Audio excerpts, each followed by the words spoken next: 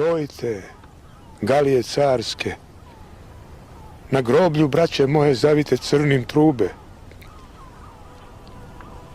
Stražari u svečanom opelu nek otpoje tu gde se vali ljube.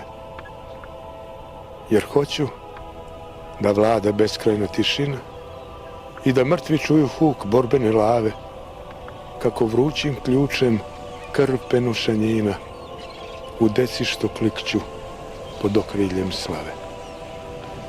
Zato hoću mira da opelu služim, bez reči, bez suza i uzdaha meki, da miris tamjana i dah praka združim u stutnjavu muklu doboše daleki.